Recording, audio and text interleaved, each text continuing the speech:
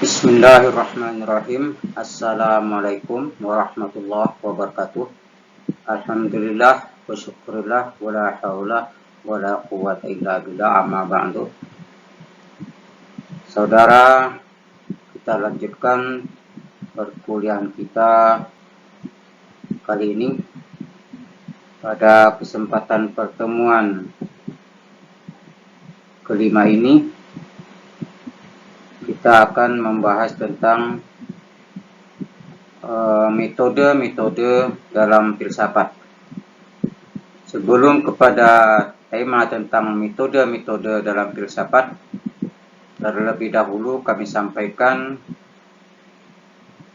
makna atau pengertian dari metode itu sendiri. Secara etimologi atau secara bahasa, metodologi itu berasal dari bahasa Yunani, yaitu dari kata metodos. Dan metodos itu sendiri merupakan gabungan dari dua kata, yaitu mita dan hodos. Mita itu bisa berarti di belakang atau di balik atau sesudah, ya. Sedangkan hodos itu berarti jalan atau bisa juga berarti cara. Maka dengan demikian, metode secara bahasa bisa berarti apa yang ada di balik atau di sebalik, atau bisa diartikan satu jalan atau cara, itu secara bahasa. Di dalam percakapan biasa, percakapan sehari-hari, metode memang sudah populer diartikan sebagai cara. Di dalam konteks atau perspektif keilmuan, metode bisa diartikan sebagai sebuah cara atau prosedur atau jalan yang ditempuh oleh seorang ilmuwan dalam rangka untuk mencapai kebenaran suatu ilmu. Itu dalam perspektif keilmuan. Dan langkah-langkah itu harus dapat dipertanggungjawabkan secara ilmiah di hadapan akal budi, ya. Artinya metode-metode atau prosedur di dalam mencari sebuah kebenaran dalam sebuah keilmuan itu metodenya harus dapat dipertanggungjawabkan, ya, secara ilmiah tentunya. Ya, oleh karena itu maka metode ini tidak sembarangan, ya. Artinya metode di dalam disiplin ilmu itu tidak sembarangan untuk menentukannya. Maka dengan metode itu dimaksudkan agar langkah-langkah pencarian kebenaran sebuah ilmu itu dapat dilaksanakan secara tertib dan terarah sehingga dapat dicapai hasil yang optimal. Artinya bahwa suatu kebenaran keilmuan itu harus ditempuh dengan sebuah metode yang sudah ditentukan, itu dalam rangka untuk mencari kebenaran yang sesungguhnya, kebenaran yang optimal. Jika tidak, maka kebenaran itu akan kebenaran yang tidak bisa dipertanggungjawabkan tentunya. Itu menjadi sebuah kebenaran yang tidak optimal, ya, tidak bisa dikatakan sebuah kebenaran ilmiah. Ada beberapa jenis metode yang secara garis besar itu ada dua, yaitu ada metode umum dan ada metode khusus. Metode umum itu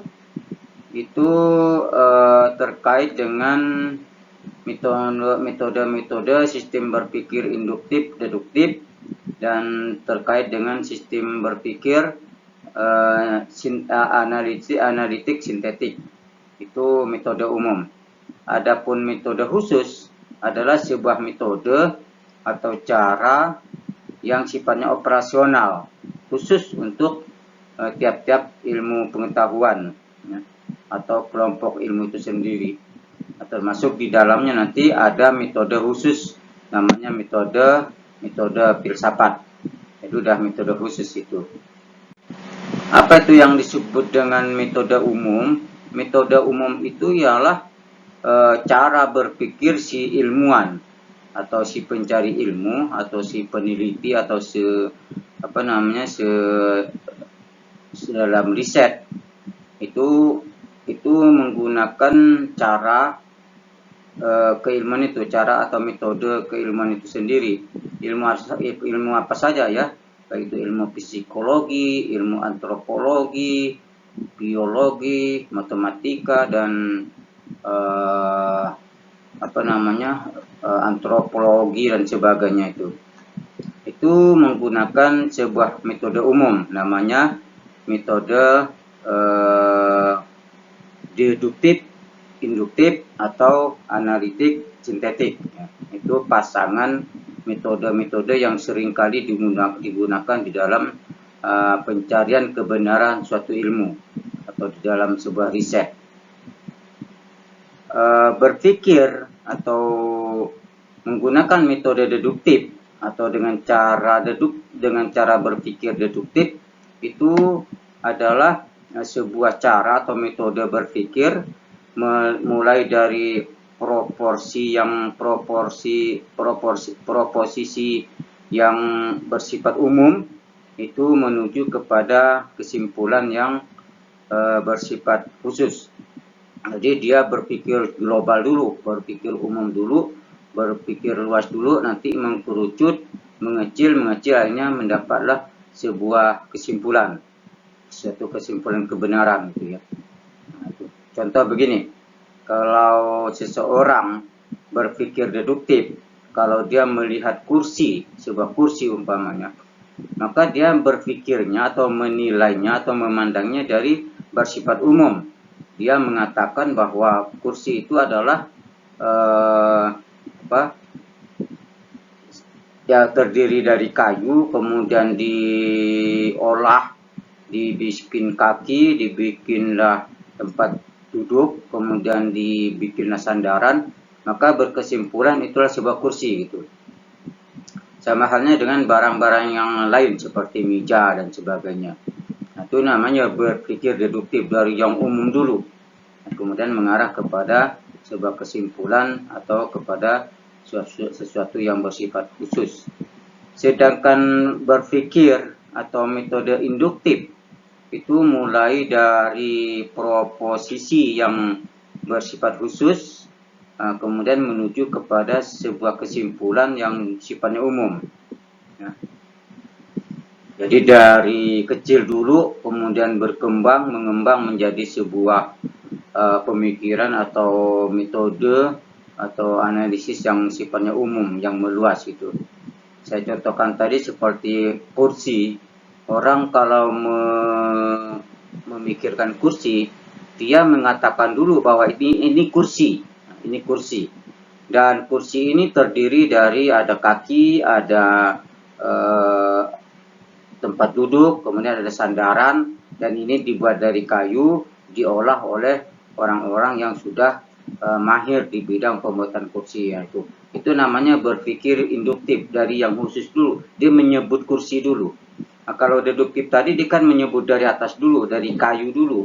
Kayu, kemudian pengolahan, kemudian ada kaki, ada tempat duduk, ada sandaran, kemudian berkesimpulan, oh ini adalah kursi.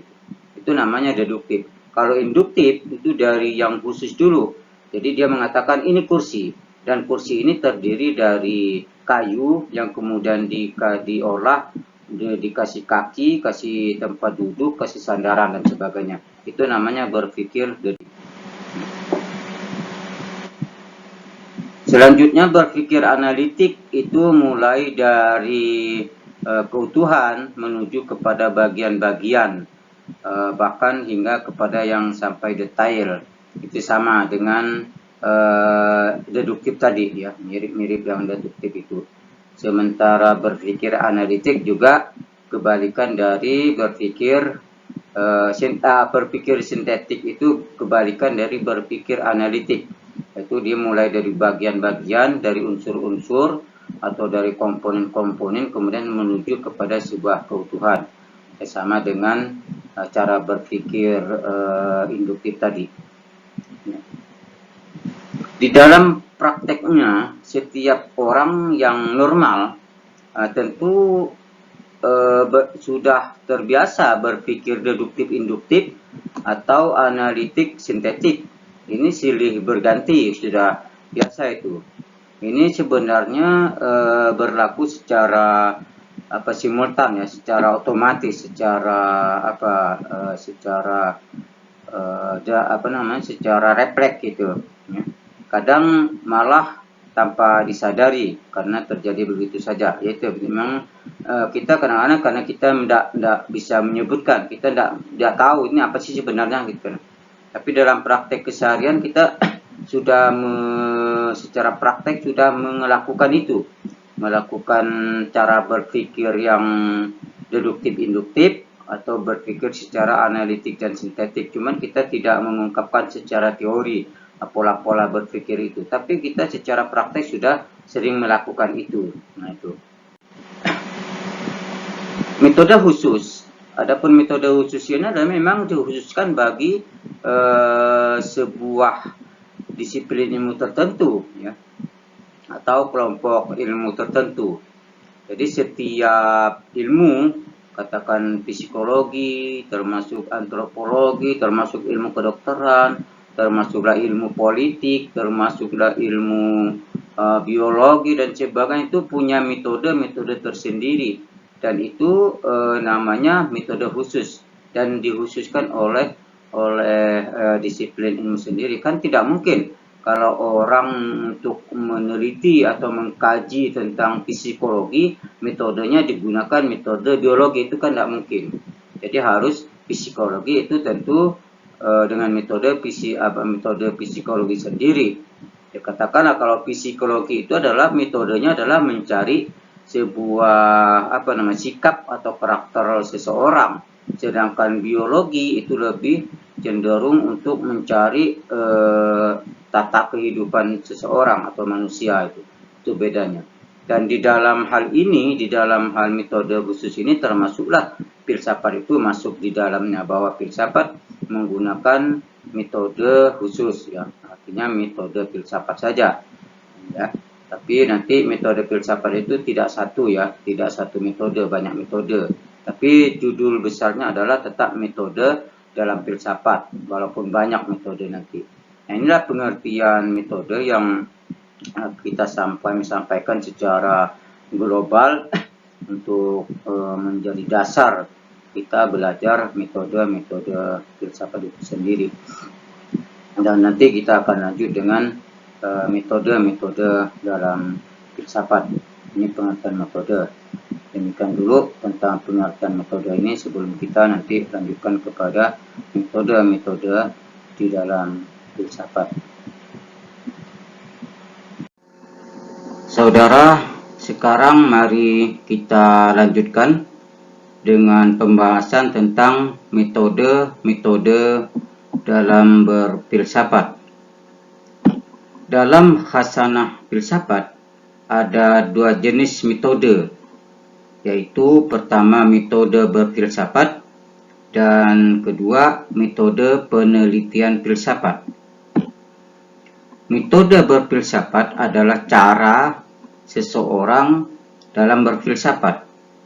Jadi ini cara orang berfilsafatnya itu disebut dengan metode berfilsafat. Jadi seorang filsuf di dalam berfilsafat itu mempunyai metode dalam mencari kebenaran filsafat. Nah, itu disebut dengan metode berfilsafat. Sedangkan metode penelitian filsafat ialah sebuah alat atau perangkat atau cara untuk mengkaji, meneliti atau menelaah karya-karya falsafah. Jadi ini merupakan instrumen penelitian, dan metode penelitian filsafat ini lebih mengarah kepada penelitian tentang karya-karya, hasil-hasil karya atau hasil-hasil filsafat dari para filosof itu diteliti, ditelaah, dikaji, dan menggunakanlah apa disebut dengan metode penelitian filsafat. Ini namanya instrumen ya. Dan dalam kesempatan ini kita hanya akan membahas tentang metode-metode berfilsafat. Karena memang ini mata kuliah filsafat umum, kita hanya akan berbicara tentang metode berfilsafat atau cara-cara para filsuf berfilsafat. Jadi kita tidak akan mengkaji tentang metode penelitian filsafat, karena metode penelitian filsafat ini merupakan mata kuliah atau tema pada perkuliahan lebih lanjut ya. Tentunya tidak di dalam mata kuliah filsafat umum ini. Metode berfilsafat dalam prakteknya itu bisa diartikan metode atau metodenya atau caranya para filsuf dalam berfilsafat ya. Metode-metode berpikir, metode-metode merenung, metode-metode mengamati dan sebagainya, itu cara berfilsafat. Sehingga dengan metode-metode itu para filsuf menemukan sebuah kebenaran filsafat ya, kebenaran falsafah ya. Jadi metode berfilsafat, dan sudah menjadi bawaan kudrat dalam dunia filsafat bahwa setiap filsuf itu berfilsafat secara mandiri, bukan hanya beda satu sama lain, akan tetapi bahkan tidak jarang di antara filsuf itu saling bertentangan secara diametral ya, karena memang mereka menggunakan metode tersendiri, metode secara mandiri, sehingga wajar kalau hasilnya juga akan berbeda ya, akan berbeda dengan filsuf-filsuf yang lain, dan itu wajar di dalam dunia filsafat karena memang filsafat itu menggunakan metode yang beragam. Setiap filsuf itu berfilsafat menurut pendiriannya ya, dan fokus kepada perhatiannya, dan tentu saja dengan cara atau metodenya masing-masing. Oleh karena itu maka para filsuf itu tidak bisa saling mengintervensi, baik itu di dalam mengkaji tentang suatu persoalan filsafat maupun di dalam menentukan metode di dalam berfilsafat itu sendiri. Karena memang kodrat daripada filsafat itu sendiri itu bahwa para filsufnya itu ya berfilsafat secara mandiri, sehingga tidak bisa para filsuf lain atau orang lain untuk mengintervensi filsuf itu sendiri ya. Dan watak filsafat yang menjadi ibu atau akar dari ilmu pengetahuan bisa menjadikannya tak mau ditentukan oleh ilmu. Jadi filsafat itu tidak bisa ditentukan atau diatur oleh ilmu pengetahuan. Justru malah filsafatlah yang harus menentukan ilmu ya. Oleh karena itu maka ketika filsafat sudah melahirkan berbagai disiplin ilmu, maka disiplin ilmu yang lahir dari filsafat itu tidak boleh untuk mengintervensi atau mengatur filsafat itu sendiri. Justru sebaliknya, bahwa filsafat itulah yang harus menentukan atau mengintervensi atau mengatur ilmu itu sendiri. Sehingga nanti kita akan kenal dengan istilah ada filsafat filsafat ilmu ya, filsafat ilmu, ada filsafat kedokteran, ada filsafat politik, ada filsafat ekonomi, ada filsafat pendidikan, ada filsafat agama. Itu bukti bahwa filsafat harus ikut campur di dalam menentukan atau mengintervensi atau mengatur ilmu itu sendiri, supaya apa? Supaya ilmu pengetahuan yang lahir dari filsafat itu tidak salah jalan, tidak salah, tidak sesat ya di dalam menentukan kebenaran.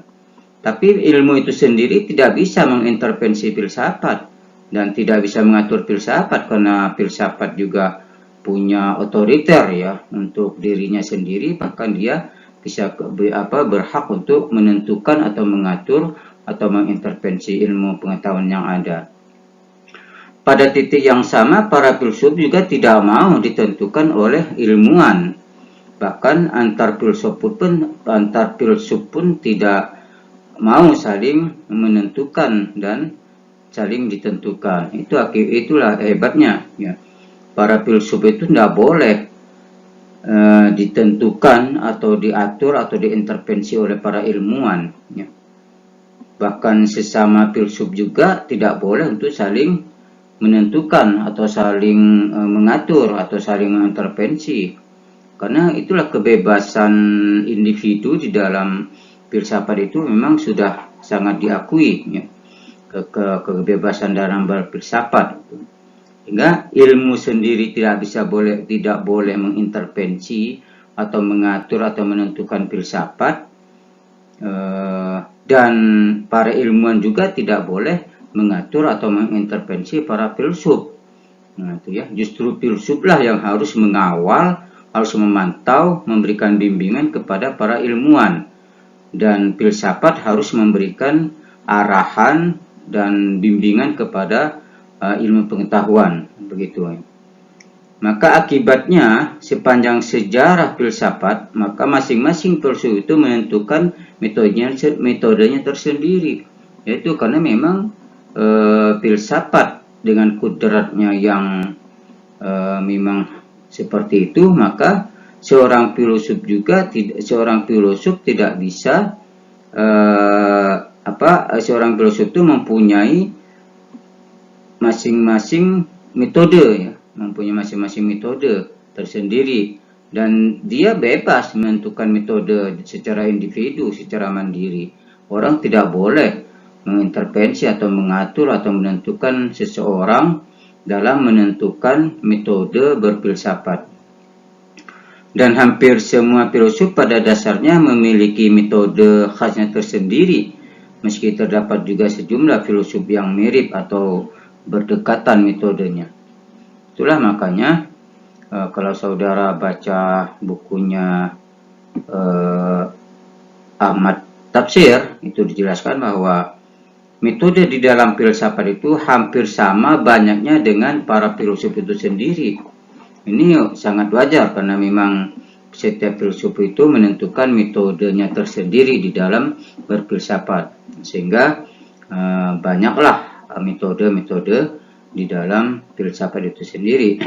Oleh karenanya maka di dalam filsafat tidak bisa digunakan istilah metode filsafat, akan tetapi yang digunakan adalah metode filsafat, ya. Tidak metode tunggal di dalam filsafat itu, tapi menjadi multi metode, ya.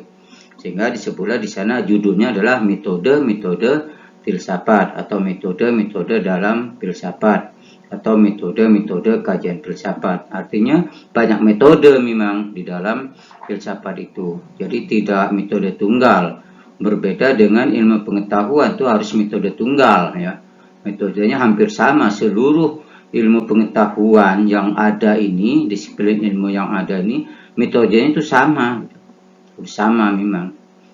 Nah, karena memang sudah disusun sedemikian rupa, metode itu harus memenuhi syarat-syarat tertentu, syarat-syarat keilmuan yang harus bisa dipakai atau digunakan untuk menentukan kebenaran daripada ilmu pengetahuan itu sendiri. Walaupun banyak berbagai disiplin ilmu, tapi metodenya tetap satu, yaitu tetap sama, satu metode, ya, dengan kriteria atau syarat tertentu. Tapi filsafat tidak. Filsafat tidak mengakui metode tunggal, ya. Filsafat tidak boleh dengan satu metode. Akan tetapi filsafat sudah harus dan sudah dalam kodratnya menggunakan banyak metode, artinya multi metode, ya. Munculnya multi metode atau banyaknya metode di dalam filsafat itu karena itu tadi, kebebasan para filsuf untuk menentukan metodenya sendiri secara mandiri di dalam mencari kebenaran filsafat. Dari kesekian keanekaragaman metode dalam filsafat, terdapat beberapa metode yang sudah populer dan sering digunakan dalam kajian-kajian filsafat. Jadi tidak semua metode yang sangat beraneka ragam itu digunakan di dalam kajian-kajian filsafat sekarang ini, saat ini ya. Hanya beberapa metode yang sudah populer dan sering digunakan, yaitu metode kritis yang pertama, kemudian yang kedua ada metode dialektis, yang ketiga metode intuitif, yang keempat metode skolastik, kelima metode empiris, dan keenam metode transendental. Nah, metode-metode inilah yang akan kita bahas satu persatu nanti pada pembahasan berikutnya. Jadi kita tidak akan membahas semua metode yang ada di dalam filsafat. Kita hanya akan menjelaskan secara garis besar, secara global tentang keenam metode filsafat yang sudah dianggap begitu populer dan sering digunakan oleh kajian-kajian dalam kajian-kajian filsafat saat ini. Jadi ada 6 ini nanti akan kita lanjutkan dengan pembahasan tentang keenam metode dalam filsafat ini. Ya, insya Allah pada pembahasan berikutnya. Ini demikian dulu tentang pembahasan terkait dengan metode-metode filsafat. Nanti insya Allah kita akan lanjut dengan pembahasan tentang keenam metode dalam kajian filsafat ini. Demikian, terima kasih dan mohon maaf. Wassalamualaikum warahmatullahi wabarakatuh.